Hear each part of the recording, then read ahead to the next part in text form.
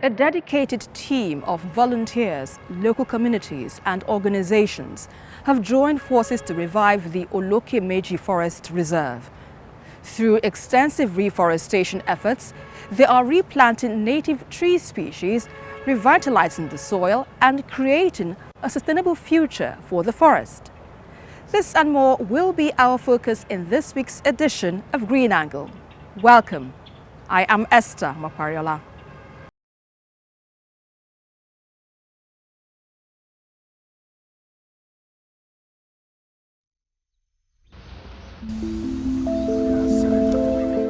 Forests, the lifeblood of our planet.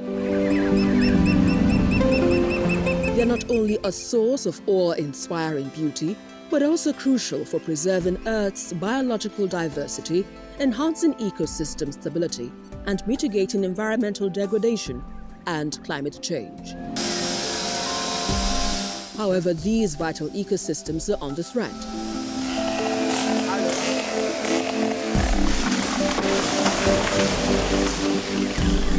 In our quest for urbanization, increased food production, and the ever-rising human population, forests are being degraded at an alarming rate. We take you to Olokomeji Forest Reserve, nestled between the bustling megacities of Abeokuta and Ibadan in southwest Nigeria. Once a thriving forest, it has fallen victim to unsustainable human practices.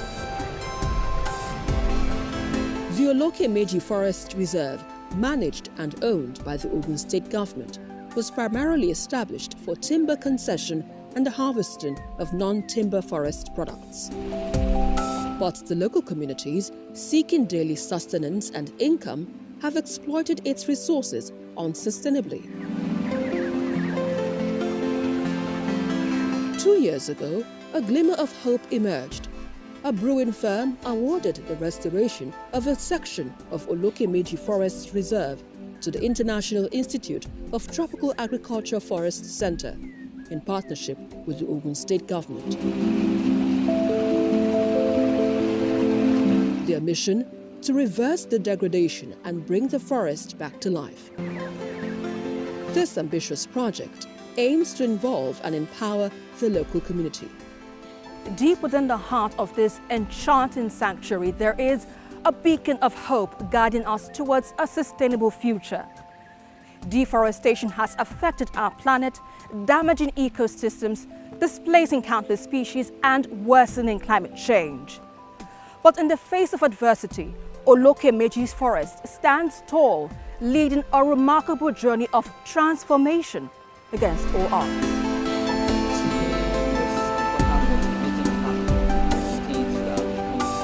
Adewale Awoyemi, a project manager of the initiative, explains how they are fostering community participation and the sense of ownership. It's just to get them to know that natural resources are exhaustible, because if you don't use sustainably, you finish using and you don't have anything left for the next generation. Once they are aware of the benefit of actually restoring the forest or even protecting or conserving the forest, then you tend to win their interest. It's more difficult because the host communities are more or less like agrarian societies where they practice annual cropping, which is very, very difficult, which is not so good for biodiversity conservation, because you farm here this year, then you need fertile land next year, which is a little bit challenging. So trying to change the mentality of people from that perspective is a little bit challenging. But then once you show them the benefit of doing this, like with the two projects, most project staff are from the local communities, more than 80%. This is your source of livelihood, and they are happy supporting it. And then we have done it in such a way that we try to distribute opportunities. We have the community chiefs, you have the market women group, you have the youth group, you also have the hunters, you have the farmers. You have to take all this cadre into consideration while actually trying to approach these things. We also organize some sensitization workshops for these people. One which we did and was very successful was training about fire prevention. You know, it's beneficial to everybody because people set fire. It not only affects the forest crops, but also their food crops. So we train them, which is also good, and we have feedback that, okay, in previous years there used to be fire outbreak, but because of this training, people are aware of the danger, and that is not only affecting the forest crop, but also the food crop. That has stopped. And as you know, IITA, International Institute of Tropical Agriculture, is renowned for agricultural research in Africa. And then in doing that, one uniqueness about our institute is the development of good varieties of, of crops. So in the olden days, what you would need maybe 5 hectares of land to get as farm produce. With our improved varieties, just by cultivating 1 hectare, you could get that. That's one aspect.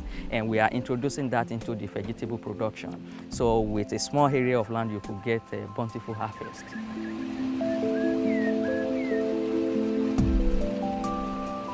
The project has employed 18 community members to coordinate reforestation activities and take part in training programs aimed at alleviating poverty in rural areas.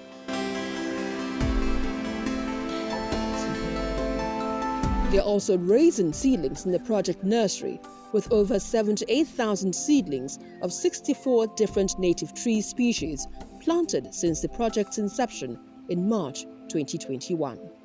We are selecting native trees of economic value to the people. One of the trees we'll be planting is Pachyia biglobosa, the locust bean. So maybe in the next 10 years, they start fruiting. People in the community can go into the production of locust bean. And you know it's very expensive in the market. So we are planting that. So it means women in the community now have something to go back to. So if you are making money from a tree of locust bean, then nobody can come and cut it. The community will also protect it with their lives. And we are planting the oil bean. Igbo call it uba. We are also planting it. And you know, for you to buy a little quantity of oil bean in the market is very, very expensive. And because people believe those things were planted by the gods in the eastern parts, so if you want to plant, oh, no, it's planted by the gods. So they depend solely on what they have in the wild. But right now we are bringing it to the people, we are actually planting it. So we are now gods. So we are planting it for them, and in the next 10 years, they will be making money from it. We are planting the sherry, you know, Yoruba call it agbalumo. It's expensive also, but then we are planting more of it. In the next 7 years, the ones we planted will start fruiting. Then people will have access to the forest, harvest this, sell and make money. I know the government will not come and harvest these things. The people in the community will start. So with that, the forest will be sustainable. So it's not about timber trees alone. It's about what the community can gain from this. And they will now see the forest as their own, and they will protect it.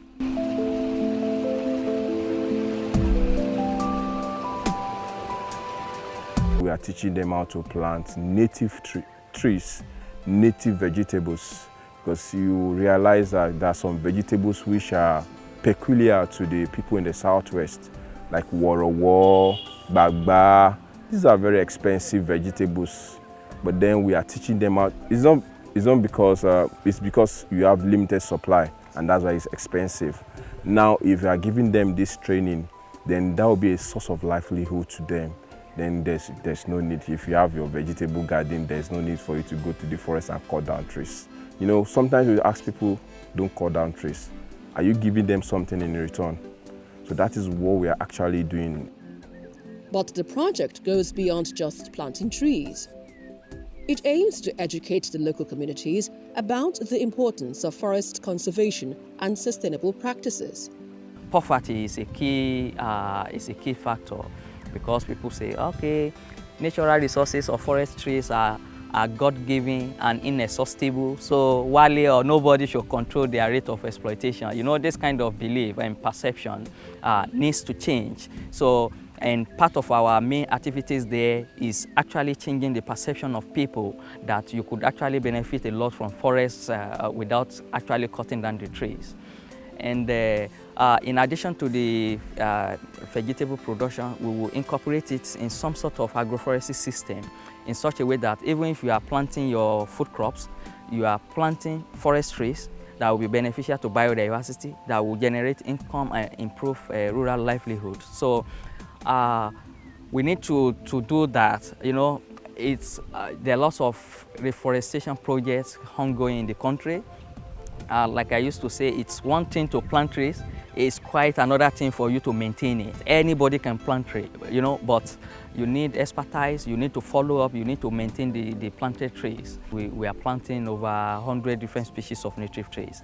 Not all of them are good timber trees, some are forest crops. And you could intersperse that with forest trees. So I know that if I cut this very big tree, it will fall on the fruit trees like your ogbono in the southeast. So if I cut down Iroko, it will fall on ogbono, and if ogbono is falling, then you can't get your ogbono and you can't get money. You first of all dig your what? Your hole to 2 centimeters deep. Even school children are actively involved through school conservation clubs established in the area. If I build my own house, I would like to plant some trees, for example, like mango trees, cashew trees, to protect my house from the winds. Sometimes as parents, if you want to talk to another adult person, the way to get to them is their children. You know, we have what we call school conservation clubs.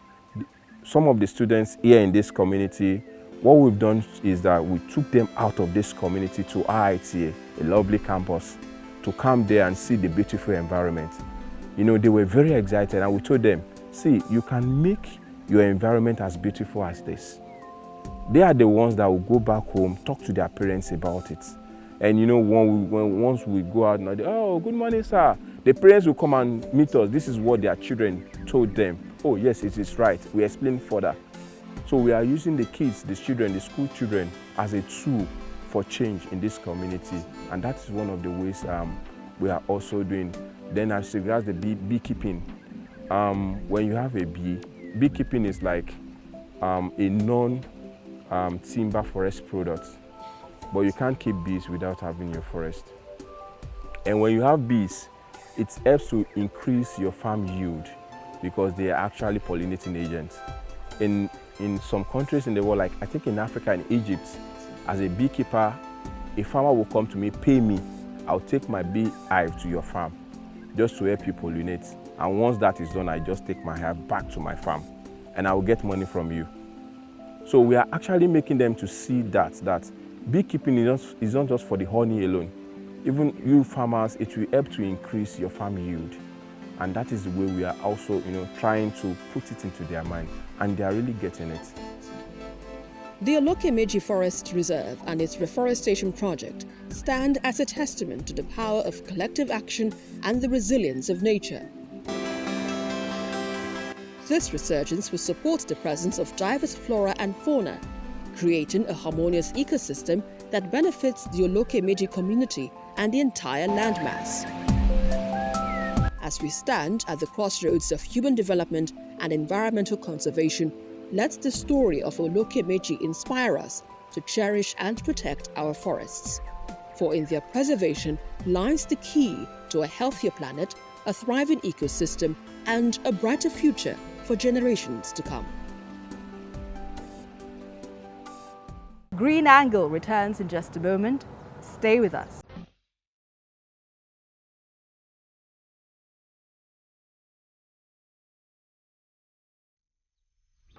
Finance leaders, companies and philanthropists have pledged more than $2 billion to support carbon emissions reduction and climate resilience efforts in Africa, Asia and Latin America. This commitment was made during a climate finance mobilization forum at Windsor Castle, England. The forum stressed the need for collaboration among governments, philanthropies and investors as the scale of the climate crisis requires joint efforts to mobilize the needed funding. But how will this change anything?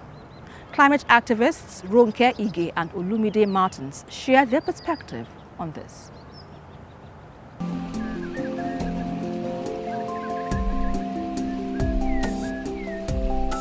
There's a case around criminal activities that are historical, lands that have been degraded, lives that have been lost, and all of those other losses.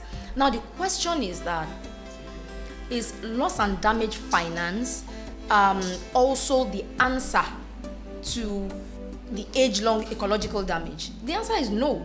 And that's why some of us, we advocate for climate reparations, beyond loss and damage financing. But the question also is about commitment, going beyond words of mouth, going beyond even contributing those funds, down to implementing those funds, because that's a big issue.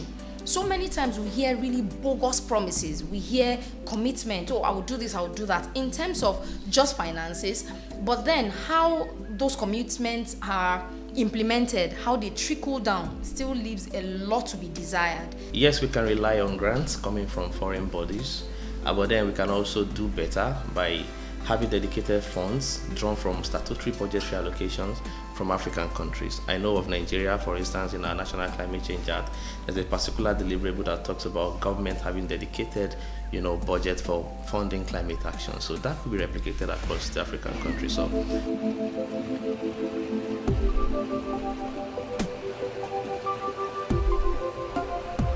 the language of climate is still really bogus and too technical, such that even as experts, when we talk about it, we are speaking over people's heads, so they don't get it.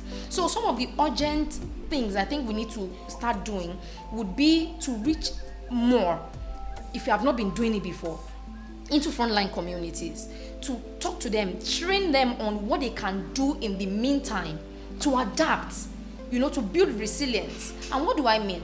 When we are talking about adaptation, we have individual contributions, we have neighborhood contributions, we have local contributions, then we have national, multinational, it's multi-level. But people need to know what they can do in their own spaces. We have been teaching things. In recent times, we are talking about rotational cropping, for instance, sewage system, drainage, not cutting down trees, all of these very simple things that our people used to live with, but also climate change is making them do the opposite of everything they used to know. So it's high time we began to move into those spaces to teach people, and then to maybe just rub minds with them, educate them on how they can build capacity for adaptation. We advocate very strongly that support to African region should be in form of grants, accessible grants, and accessible in the form of accessible, because when you look at the conditions to attaching this grant, you see them heavily manifest in our national endowment contributions. Our advances to net zero, our position to emission trading scheme and the likes. These are still foreign suggestions that shouldn't, find its place in our policies, but because of the capitalism agenda of those we are trying to deal with, we still have their handwritings everywhere. So let Africa breathe and let us have access to goods.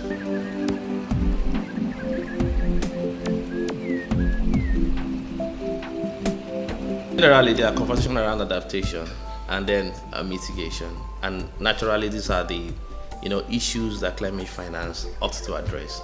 So I expect the African continent, the African region, to do more when it comes to mitigating the crisis of climate change. So efforts should be geared towards ameliorating the concerns of those who are affected by climate crisis, particularly those in the frontline communities, those whose ancestral homes now are gone because of heavy presence of corporations that are triggering emission, causing climate change that we experience today.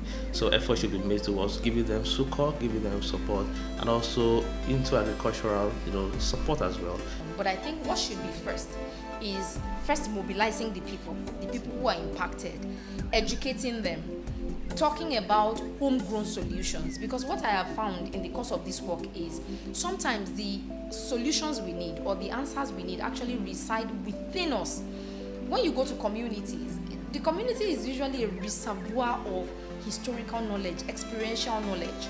In terms of even while finding solutions, you ask the people, What have you suffered? How do you think we can move on? So when we talk about innovations, we often exclude the people, thinking that innovation is an exclusive of the elite or the technical guys, but it's not always so. So what I would really love to see government do more, even the private sector, is to go back to communities to say, how can we innovate? When we talk about building resilience, when we talk about mitigation, adaptation, what does it mean to you? How can we begin to build or at least work around organic solutions that are also tailored to specific community needs? Human activities have been identified as the primary cause of climate change, resulting in various problems such as increased flooding and, in severe cases, drought. In Nigeria, numerous communities located in low-lying areas frequently face the challenge of devastating floods that destroy homes and displace hundreds of people. Our next report examines the impact of this climate change phenomenon on a section of a Lagos community and explores how the affected individuals are adapting to this new reality. In recent weeks, major cities across the country have been experiencing flash floods due to heavy rainfall. The National Emergency Agency has issued an alert warning residents in states susceptible to this disaster and urging those living in low-lying areas to relocate to higher ground.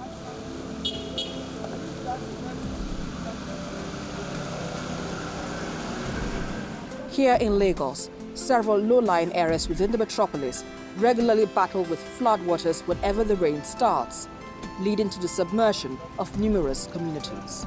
Whenever it rains, it pours, and for residents in this locality, the flood situation here has become a usual occurrence due to shallow drainage system and poor infrastructure. While some have devised means to adapt to the situation, others call on the authorities to come to their aid. With tools in hand, Bright creates his own drainage channel to support the construction of his shop, where he plans to sell his goods. Like me and my sister, we are selling clothes here, sandals, boxer, singlet and t-shirts. So because of the water over there, at times maybe if rain is falling, we cannot be able to come and open our shop. And anytime that rain falls, we cannot be able to come to shop. Like we spend like 3 days before we can be able to come and do our shop. So we now gather some money to collect some portion of land over here. So and still the water is still disturbing the place that we just collect new. So I'm trying to construct here. Then we pour a concrete. Then the water will not be disturbing our shop anymore.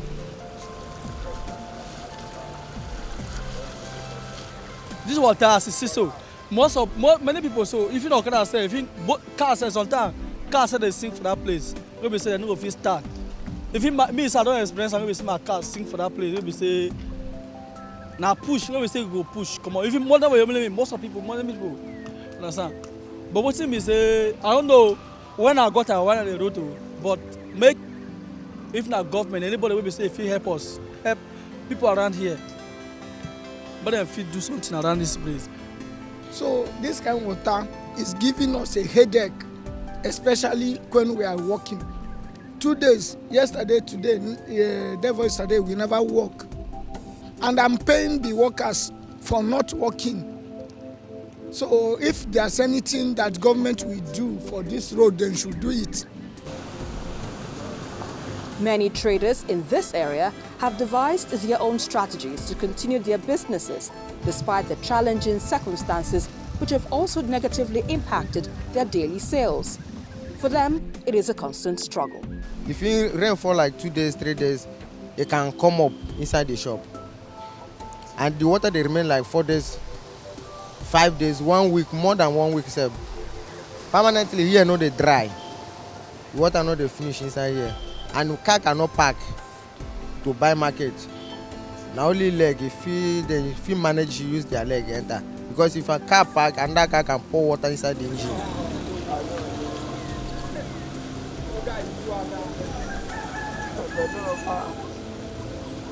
Tí òjò bá rọ̀, a ní challenges omi tó pọ̀ gan. Bẹ̀tà wa gangan tá nílùú, a dúró, a máa ń kó kọ́tà a máa ń kó kànáà wa ní gbogbo ìgbà bẹ́ẹ̀ tí ìrànlọ́wọ́ ta ní ìdí nísìn kànáà yẹn ó ti pọ̀ ju tiwa lọ láti lè afford láti kó fún owó níná ń bẹ. À ń bẹ ìjọba Lagos State Babájídé Sanwó-Olú kí Ọlọ́run Elédùmarè tó ti ń fún ṣe bọ̀ kó túbọ̀ máa fún ṣe lọ. Kàn á help wa lọ́rọ̀ gbogbo kànáà méjèèjì tá a ní bí. We have only 2 canal. One is in our boundary between Osapa and Ajiran. One is our boundary between Jakonde, Shoprite, Gbara, Mayegun, Igbo Ẹ̀fọ̀n, nǹkankan. Àjọ ní boundary canal yẹn, but canal kan náà ni gbogbo wa jọ ń lò. So canal yẹn ti dí. And a fẹ́ kí ìjọba Lagos State kàn gbé commissioner dìde kàn wá wo gbogbo canal yẹn báwọn èèyàn ṣe kọ́lé káàkiri. Bóyá òun ló ń fà tómi yẹn fi ń lọ tí ò fi lọ jáde sí ọ̀sà tóró mi ò lọ rárá. However, the government states it is actively working towards addressing some of these concerns, but it emphasizes that it requires collective efforts from all stakeholders. In a nutshell, we've mapped out our channels, we're lining our channels, and we're maintaining them. But we're not now stopping at that. In my last, I said that our channels have got the capacity to carry what is coming in. What we have designed is what is intentionally acceptable. You design for channels that will take maybe like 30%, 40% runoff. But what we generate in Lagos is like nearly 100% runoff. Because the water cycle requires, I'll keep saying this, we need to educate ourselves that everybody needs to solve this flooding challenge. Everybody in your house. God has created a natural drainage system called the water cycle. When rain falls, half of that, 50% is supposed to go into the ground. The ground is supposed to be the biggest drainage infrastructure. It's a sponge. It's supposed to soak up. The foliage is supposed to be another storage element to hold another 40%. So runoff should be like 10%. But because we have all cut off the trees, we've taken away 40% of storage, we've sealed the ground, taking away another 50% of infiltration. What we have is that we're now throwing out 100% of runoff into the public space. No channel can have that capacity. So we are now taking it a step further. We are introducing what we call sustainable urban drainage systems. Not just providing the infrastructure, it has to be a process, a system that has to be there all the time. So what we're doing is we are trying to create that natural dynamics artificially. Old houses that have been constructed and have sealed their compound, please create a place in your compound where you can dig a hole for the water to go into the ground. If all of us in the state can take the water out of the public space, we'll solve the flooding problem. But it is the convergence of runoff from my house, your house, all the houses onto the street that goes to the most downstream that causes the flooding.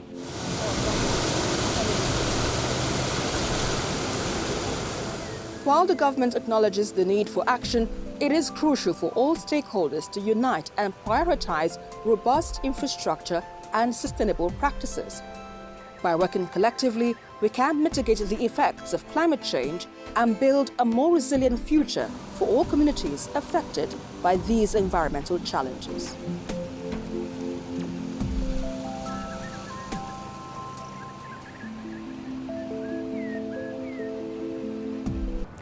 And that's about it on this week's edition of Green Angle. Until I come your way next time, remember, together we can build a sustainable world.